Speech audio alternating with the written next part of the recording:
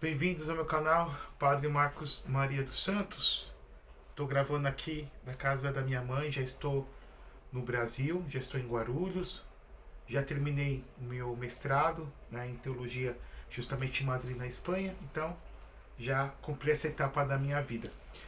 Geralmente eu sempre gravo falando sobre os domingos, né, referente à homilia, porém a gente está no dia 13 de maio e eu quero comentar alguma coisa sobre Nossa Senhora de Fátima, sobre a festa que hoje nós comemoramos. Então, vamos falar um pouquinho sobre as aparições de Fátima. Em nome do Pai, do Filho e do Espírito Santo. Amém. Ave Maria, cheia de graça, o Senhor é convosco. Bendita sois vós entre as mulheres. Bendito o fruto do vosso ventre, Jesus. Santa Maria, Mãe de Deus, rogai por nós pecadores, agora e na hora de nossa morte. Amém. Em nome do Pai, do Filho e do Espírito Santo. Amém.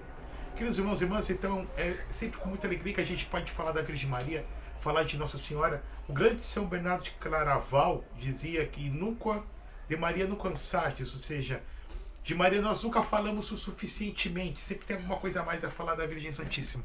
Não que ela em si tenha uma importância finita, tenha como Deus, podemos assim dizer, uns atributos em grau infinito, mas em comparação conosco, Maria Santíssima tem todas as virtudes em grau superlativo, incomparavelmente mais grande e maior do que qualquer outro santo. Então, também ela foi criada proporcionalmente à missão dela, de ser mãe de Deus e também de ser a nossa mãe. Nós vamos falar das aparições de Fátima, mas algumas coisas devem ficar bem claro para nós católicos. Primeiro, que a Igreja Católica Apostólica Romana, a igreja que nosso Senhor Jesus Cristo fundou, então devemos ter isso em mente, que Jesus fundou uma igreja, Jesus deixou uma igreja. A igreja não é meramente uma estrutura a esmo. A igreja é o corpo de Cristo, como a Bíblia fala. A igreja é a extensão histórica deste corpo, a Jesus continuado na história. É muito interessante quando nós vamos pegar em Atos dos Apóstolos, no capítulo 9, quando Jesus aparece para Saulo, então Saulo de Tarso, que depois posteriormente assumiria seu nome romano de Paulo. Jesus pergunta para ele: Saulo, Saulo, por que me persegues? E na realidade Saulo estaria perseguindo não a Jesus, que Jesus já havia ressuscitado dentre os mortos, subido para o Pai, mas perseguindo os cristãos, os discípulos. Então nós vimos nessa frase, nós vimos nesse versículo melhor, nós vemos nessa fala de Jesus a sua identificação com a sua igreja. A igreja que é o corpo de Cristo, a igreja que é a esposa de Jesus. Então essa igreja que ele nos deixou é depositária da verdade. A igreja recebeu essa revelação da parte de Deus. E para nós católicos, a revelação não é só a Bíblia, não é só a Escritura, como dizem os protestantes, com Martinho Lutero, mas existe um tripé. Assim como eu estou falando aqui com essa câmera, é chamado tripé, que vai sustentando esse celular que eu estou gravando. Nós temos, nosso tripé é a Sagrada Escritura, mas a tradição apostólica, e a tradição apostólica expressa, principalmente, podemos dizer, dos santos padres da igreja, expressa na sua liturgia, expressa nos concílios, expressa no seu senso comum, podemos dizer assim, também do sentir com a eclésia, e também o magistério, que é o Papa, sucessor de Pedro, em união com todos os bispos do mundo inteiro, formando o colégio apostólico, o colégio episcopal, que é sucessor do colégio apostólico. Então, os bispos, sucessores dos apóstolos, em união com a cabeça visível, que é o Papa, bispo de Roma, sucessor do apóstolo Pedro, que, inspirados pelo Espírito Santo, vem nos dar a interpretação, vem nos dar a hermenêutica correta, para que nós possamos entender a Bíblia e também a tradição apostólica. Por isso que quando a gente vai ver as igrejas protestantes, por exemplo, a partir de Martinho Lutero, encabeçando aquela ideia só a Escritura, só a fide, só a fé, só a graça, né? Só a fé, só a graça, só a Bíblia, eles se fragmentaram ao longo dos séculos, porque cada qual se sentindo, cada fiel se sentindo totalmente cheio do Espírito Santo, vão interpretando a Bíblia do jeito que querem. Então a Bíblia, ela surge em contextos de tradição. E mais ainda, essa revelação pública, que ela tem o seu fim com a morte do último apóstolo, São João Evangelista. Então, com a morte do último apóstolo, nós temos o fim dessa revelação. As revelações, existem depois as revelações particulares, como as aparições, seja as aparições de Jesus, dou um exemplo aqui, as aparições de Jesus no século XVII para Santa Margarida Maria Alacoque. Jesus, então, revelando para ela a devoção ao Sagrado Coração de Jesus e pedindo para que fosse divulgado em todo o mundo. Posteriormente, no século XX, as aparições de Jesus a Santa Maria Helena Kowalska, Santa Faustina Kowalska, com a devoção à misericórdia divina, e principalmente também o diário de Santa Faustina, muito conhecido, muito difundido, e também o Rosário da Misericórdia. Então, nesse contexto, nós vamos vendo as aparições de Jesus e também as aparições de Nossa Senhora, que os teólogos com especialização em Maria, chamado de Mariologia, essa parte dentro da teologia, especificamente como que um ramo da Cristologia, e que nós vamos falar da Virgem Santíssima. Nós vamos ter então as Mariofanias. Então, Fanos significa essa manifestação, as manifestações de Nossa Senhora, as aparições que Nossa Senhora fez. A gente já tem o primeiro relato, por exemplo, das aparições de Nossa Senhora na Espanha, já no século I, a São Tiago Maior, que era irmão de São João Evangelista, apelidados por Jesus, como está no Evangelho de Marcos, de Boanerges, os filhos do trovão, que foi martirizado. Tiago foi martirizado na época, como está em Atos dos Apóstolos, por Herodes Agripa, ou seja, o mesmo filho de Herodes o Grande, que era o rei da Judéia na época que Jesus vivia, que Jesus nasceu. Esse é São Tiago, que depois evangelizou a Espanha, e está sepultado no norte da Espanha, perto de Portugal, na região chamada Galícia, no santuário chamado Tiago de Compostela, São Tiago de Compostela, o Monte das Estrelas, Campus Stella, o Monte das Estrelas, né? Onde está os seus ossos repousam lá. E a Virgem apareceu para ele já na região de Saragoça, a primeira aparição que nós temos relatado, sobre uma coluna, daí que é chamado na Espanha de La Virgen, a Virgem do Pilar. E depois nós vamos, isso Nossa Senhora já vivia, podemos dizer assim, que ela ainda não tinha sido assunta aos céus, portanto, de uma certa forma foi uma bilocação, esse fenômeno místico que a Igreja reconhece, que nós vemos na vida de grandes santos, como por exemplo do Frei Galvão, que tinha esse dom de bilocação, como por exemplo do Padre Pio, da Pietratina, que também tinha esse dom da bilocação. Depois nós vamos ver outras manifestações de Nossa Senhora ao longo da história, sempre trazendo uma mensagem de conversão. Algumas foram reconhecidas, a Igreja tem todo um critério para reconhecer uma mensagem mariana, como foi no caso em 1858, quando a Virgem apareceu para Santa Bernadette Soubirous, na França, em Lourdes. Tive a graça de estar lá em 2021, em outubro de 2021. As aparições da Virgem aqui em Santa Catarina de Laboré, 1827, se não me engano, também, lá na rua de Lubac, em Paris, na França.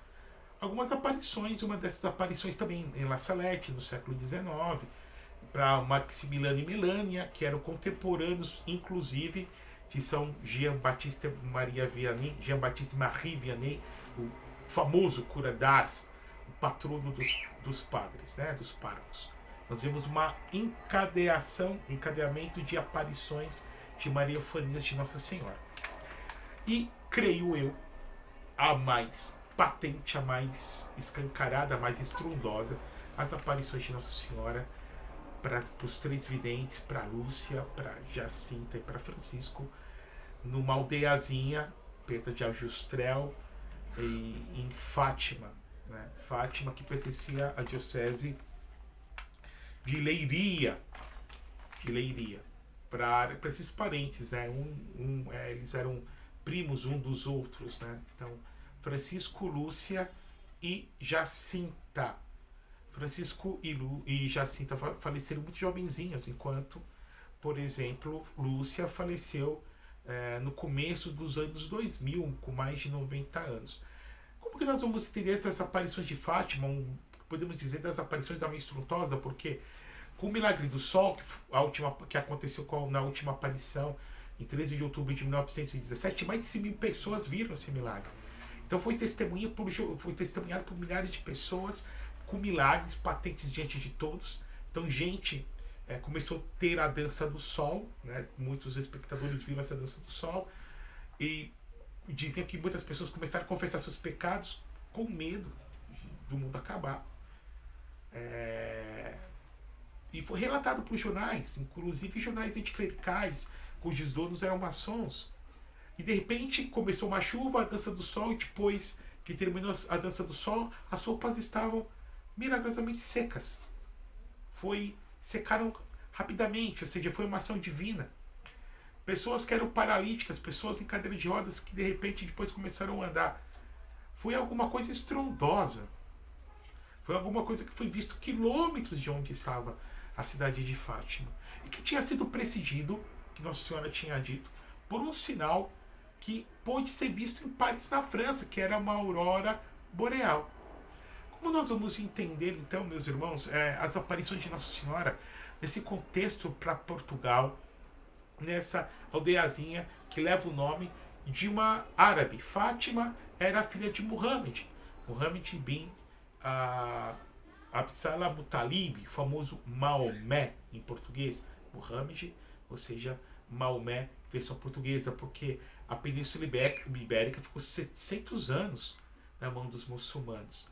E esse combate para expulsar os árabes começou já no século, em plena Idade Média, com a batalha com Dom Pelayo na região das Astúrias, na Espanha, expulsando até chegar em Granada, isso já no século XV, quando os reis católicos expulsam os últimos reis mouros da Península Ibérica.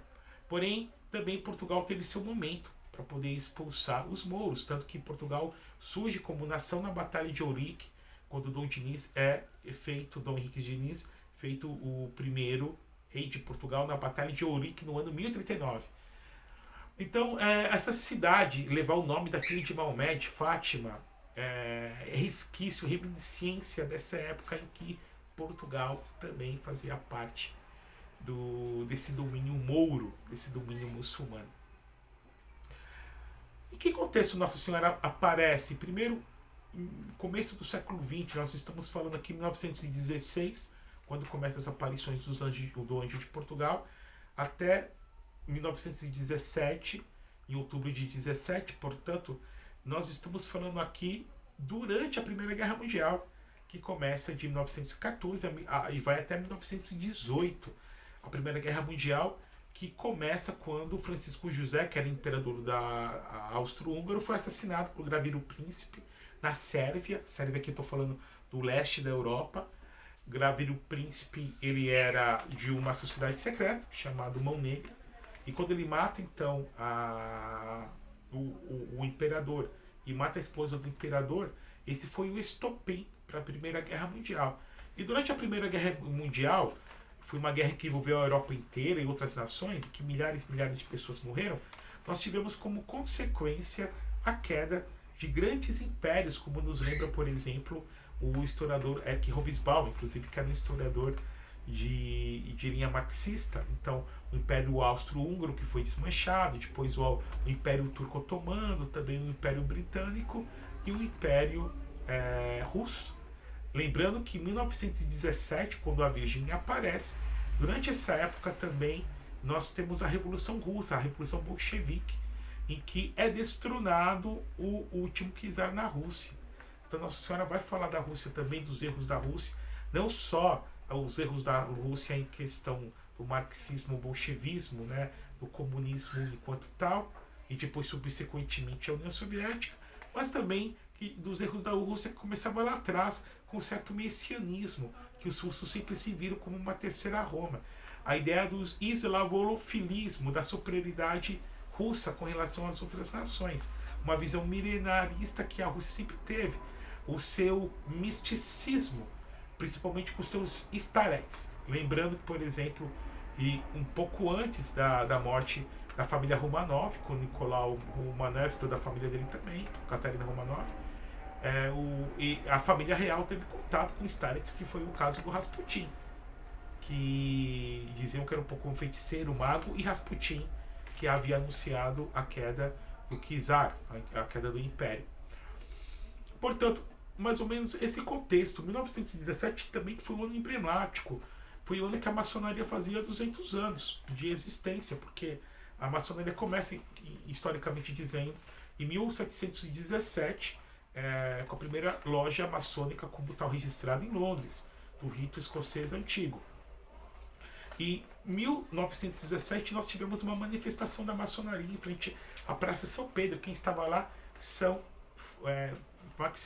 Maximiliano Kolbe, o frade franciscano, santo, canonizado por João Paulo, perdão, acho que foi por Paulo VI que ele foi canonizado, ou João Paulo II, creio que Paulo VI.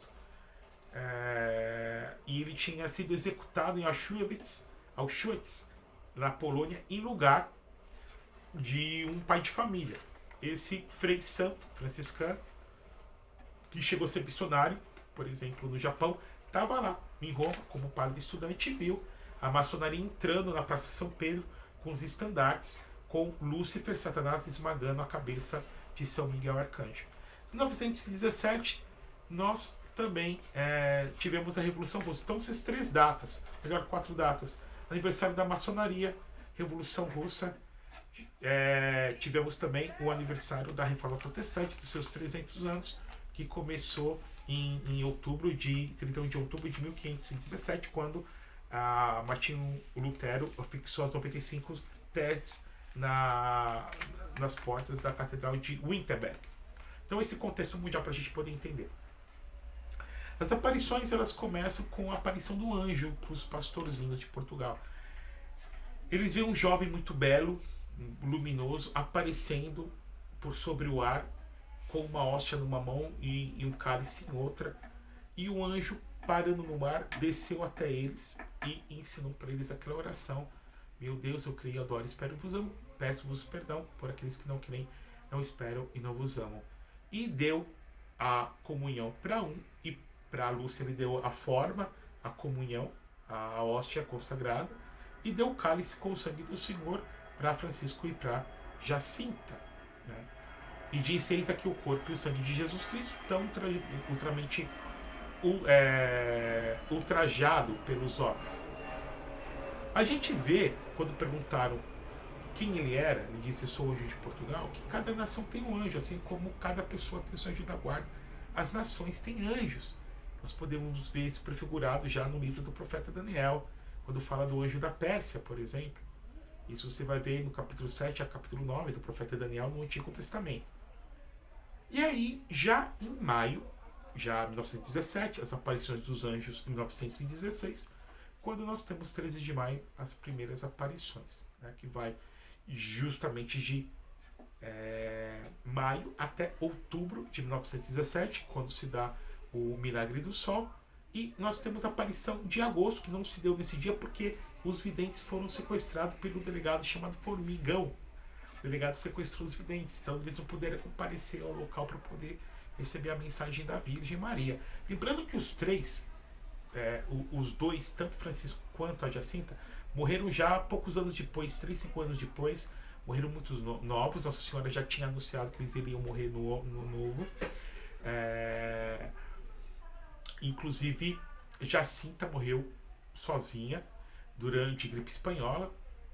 O Francisco de tuberculose, ela morreu de gripe espanhola. Nossa Senhora tinha dito que ela morreria sozinha. Diz que Nossa Senhora aparecia para ela, sentava no banquinho, até hoje tem esse banco, que conversava com ela. Ela foi fazer uma cirurgia para tirar uma costela, uma coisa assim, que ela precisava, e a anestesia falhou. Então ela sentiu todas aquelas dores atrozes e dizia: ai Jesus, com aquele sotaque português, oferecendo tudo isso para Jesus pela conversão dos pecadores. Porque essas aparições mudaram, santificaram os videntes. Eu disse que os 3 eles tinham uma relação diferente com a Virgem Maria. Por exemplo, Lúcia via, ouvia e falava com Nossa Senhora. Francisco só via, não ouvia nem falava. E Jacinta, ela via, ouvia, porém não falava. Nossa Senhora aparece para eles, e durante essas aparições, em que eles pedem cura para um, pedem cura para outro, Nossa Senhora fala: uns vão ser curados, outros não. Pergunta sobre tal fulano, sim, Nossa Senhora diz: fulano de tal está no céu, não, o outro está no purgatório, vai ficar até o final do mundo. Nossa Senhora fala das modas que ofendem a Nosso Senhor. Pergunta para Lúcia: eu vou para o céu? Sim, você vai para o céu, mas tem que ficar ainda no mundo para difundir a devoção ao Imaculado Coração. Jacinta vai para o céu, vai. E Francisco vai, porém tem que rezar muitos terços. Então, com relação a Francisco, ele tinha que fazer penitência, ele tinha que rezar ainda muitos terços. Nossa Senhora revelando para ele o destino que eles teriam, né, futuramente. Já na reta final, o padre já fala pós aparições, a Lúcia, ela vai ser a sobrevivente dessas aparições que foram até outubro. Era uma aparição por mês até outubro de 1917. Ela no primeiro momento vai para o convento das Irmãs Doroteias, vai para Puy, onde na Espanha, na Galícia, perto de Portugal, e depois ela, em 1941, né? De 1935 a 41 ela vai escrever as suas memórias. Em 1945, se eu não me engano, vai quando ela vai para o Carmelo. Ela vai para o Carmelo, então ela morre como carmelita. Porém, nessas aparições da década de 40, ela vai escrever 4 memórias, porque depois a senhora continua aparecendo para Lúcia. Então, por exemplo, quando Nossa Senhora revela para Lúcia que era vontade dela que o Papa consagrasse com todos os bispos a Rússia ao seu Imaculado Coração, e que se conservaria o dogma da fé em Portugal. Foi essas aparições pós 1917. Então, por exemplo, quando Nossa Senhora fala que ela desejaria que fosse revelado o segredo em 1960, e não foi. Então, 1960 era o Papa João XXIII, ele leu, disse que ele temeu, mas falou: não é para mim, eu não vou fazer isso, eu não vou revelar o segredo. É muito conhecido, e aqui o padre vai fazer uma síntese dos 3 segredos, para a gente não ficar muito longo para falar dos pormenores, porque existem livros e livros sobre isso. Tem um livro que eu recomendo para vocês, quando eu estive em Portugal, chamado Uma Mulher Mais Brilhante que o Sol. Então é muito bom esse livro. E quando eu estive em Portugal, em 1917, depois deu um pulo em 2017, quando fui em Portugal, e depois quando eu já estava na Espanha, em Madrid, em 2019, fui com a paróquia onde eu trabalhava, se falavam, entre os estudiosos, de um 4º segredo de Fátima. Né? O padre explica, como assim um 4º? Por quê? Primeiro, os videntes, eles tinham como se fosse uma cena de filme, de cinema. Como se fosse uma tela. Nossa Senhora apresentava uma imagem, a aparição, e depois ela explicava. Mas justamente, muitos estudiosos falam que no ano 2000, quando foi revelado, entre aspas, o segredo de Fátima, oficialmente revelado, foi dada uma interpretação pelo cardeal Ratzinger, na época cardeal, depois foi Papa Bento, eleito Papa Bento XVI, e que deu todo um burburinho a ponto do secretário de Estado na época, se não me engano, Ângelo Sodano não, foi o Tarcísio Bertone. Eu não lembro qual cargo do Vaticano que o Tarcísio Bertone tinha, salesiano, chegou aí num programa de televisão italiana dizendo que essa era a interpretação, né? Que tudo se cumpriu em João Paulo II. Os estudiosos dizem que não é bem por aí. Porque existe uma escalonada das aparições. A primeira aparição fala do mundo, depois a Nossa Senhora fala do inferno, fala do mundo, e talvez a terceira aparição falaria da igreja, da crise que a igreja sofreria e está sofrendo até hoje, principalmente a questão da crise sacerdotal, da crise na sua liturgia, da crise em todos os âmbitos, podemos assim dizer, da autoridade da crise da igreja comum. Como a gente pode entender então esses segredos? Lembrando que, por exemplo, depois Lúcia dividiu, foi uma carta para o Papa, em que apresenta as aparições, e a explicação da carta talvez estivesse a explicação da aparição estivesse numa segunda carta que tinha sido mandada para o Santo Ofício, para a Sagrada Congregação para a Doutrina da Fé. A senhora fala da primeira aparição da Guerra Mundial, da Primeira Guerra Mundial que eles estavam vivendo, e ela dizia que se os homens não se convertessem, aí entra a condicional se não se convertessem, viria uma guerra pior, que seria muito maior do que a primeira. E de fato foi o que aconteceu. Né? A Primeira Guerra Mundial acaba, se tem um Tratado de Versalhes, A grande humilhada foi a Alemanha. E aí a gente vê essa mágoa da Alemanha que vai arrebentar depois da Segunda Guerra Mundial.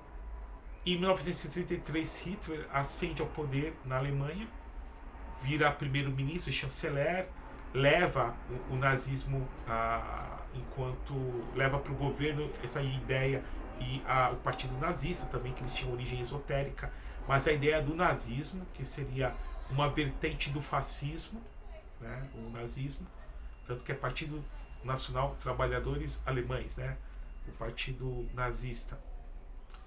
E ele chegando ao poder, depois ele cria toda uma estrutura, invade, anexa os Sudetos, anexa onde é a Tchecoslováquia, anexa a Áustria, ninguém falou nada. Quando entrou na Polônia em 1939, pronto, estourou a Segunda Guerra Mundial.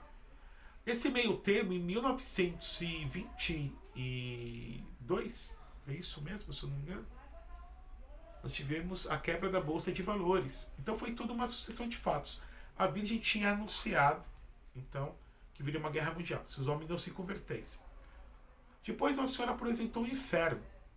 Saiu um raio do seu coração, abriu-se o chão, eles viram o inferno. Tem uma foto, inclusive na internet, porque chegaram a fotografar a expressão dos videntes justamente quando eles viram o inferno. A gente vê o terror no rosto deles quando eles viram o inferno. E dizia que via as almas sem um eixo gravitacional. E se tinha noção que muitas e muitas almas vão para o inferno. Então as almas vão para o inferno. Como dizia Von Balthasar, ele falava que o inferno existia, porém que não acreditava que ninguém estivesse lá. Não, tem gente lá no inferno sim. Então isso foi uma revelação particular. Mas não só isso, Jesus mesmo falou no juízo que seria separado, né, cabritos e ovelhas. Então, na verdade, de fé a existência, os tormentos eternos do inferno, infelizmente. E a gente não precisa fazer nada para ir para lá, né? Basta seguir a nossa carne, seguir os ditames do pecado, que a gente fatalmente, depois de morto, iremos nos condenar.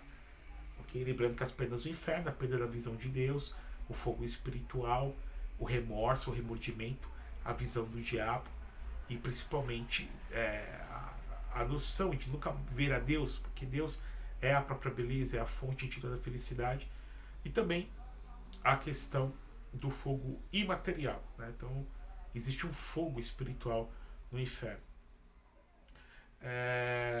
Mostrando o inferno, Nossa Senhora diz que muitas pessoas iam para lá porque não havia pessoas para rezar, para se converter, para fazer penitência pelos pecadores.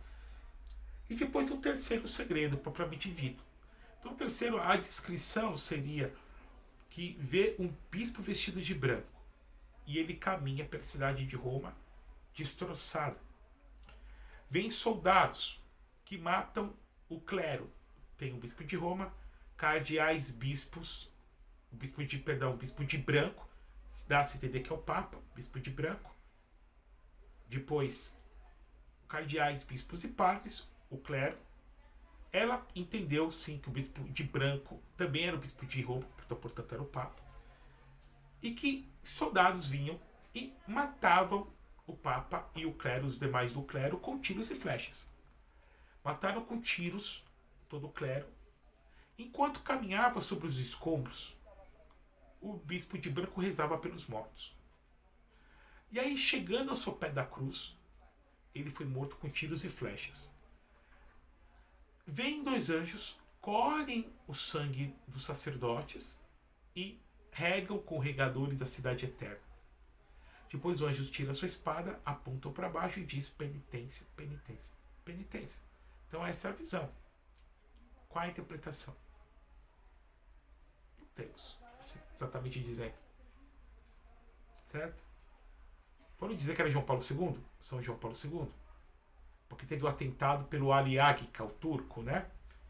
Alguns dizem que foi o pessoal da União Soviética que pagou Ali Agca, do atentado de 1981, 13 de maio de 81, se eu não me engano.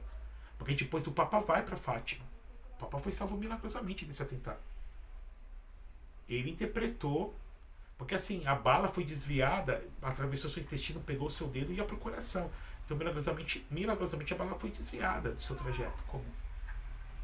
E chegando o Papa João Paulo II na clínica Gemelli, ele quase morre de infecção, porque ele pegou infecção hospitalar no hospital. E quando terminou ele saiu dessa crise, que ele quase morreu, ele pediu para ver o segredo, ler o segredo. Ele se identificou com esse Papa, mas o Papa da Visão morre. E o Papa João Paulo II sobreviveu. Quando a gente vai em Fátima, a gente vai no museu de Fátima, a gente vê na coroa de Nossa Senhora a bala, o projétil embaixo da coroa. Porque o Papa colocou lá para poder ornamentar a coroa de Nossa Senhora. O Papa João Paulo II depois foi em Fátima. O primeiro Papa que foi Paulo VI, depois o João Paulo II, o Bento XVI e posteriormente também o Papa Francisco. João Paulo I não foi porque também não deu tempo, porque ele só teve 33 dias de pontificado, em 1978, o ano dos 3 papas, né? Então Paulo VI, João Paulo I e depois a eleição do João Paulo II. Se identificamos que é o Papa, mas por que foi morto a tiros e a flechas? Que alguém seja morto a tiros é normal, mas a flechas, qual o significado? Qual o significado do sangue que os anjos recolheram e regaram? Então a ideia do martírio, o sangue dos mártires, semente de novos cristãos, como dizia Tertuliano, né? Sanguinis martyris semen Christianorum. Mas qual o sentido das flechas dos anjos que desembanham espadas de fogo chamando a penitência? Dá-se a entender que talvez seja algo referente à crise da igreja. A igreja sempre esteve em crise, mas hoje talvez vivamos uma crise pior, uma crise de identidade, uma crise clerical. Todavia, Nossa Senhora dá para nós algumas armas para podermos nos precaver nesse momento de dificuldade. A vivência dos sacramentos, a oração, a penitência.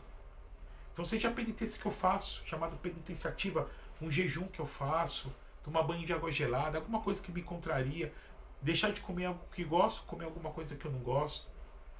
As penitências ativas e as penitências passivas que Deus permite. Uma enfermidade, uma contrariedade, uma humilhação que eu posso oferecer para o Senhor. Lembrando que todos nós temos alguma coisa para oferecer para o Senhor, pedindo a conversão. E o Santo Rosário. Nossa Senhora que nos apresentou como arma o Santo Rosário, em todas as aparições ela fala do Rosário. O Rosário que pode e deve mudar o mundo. É aquela ejaculatória: ó meu bom Jesus, perdoai-nos, livrai-nos do fogo do inferno, levai as almas todas para o céu e socorrei principalmente as que mais precisarem da vossa misericórdia. Que bom que o Papa Francisco consagrou a Rússia e a Ucrânia no ano passado, pedindo paz pelo mundo. A gente vê que a guerra começou a dar uma maneirada lá, né, no leste da Europa.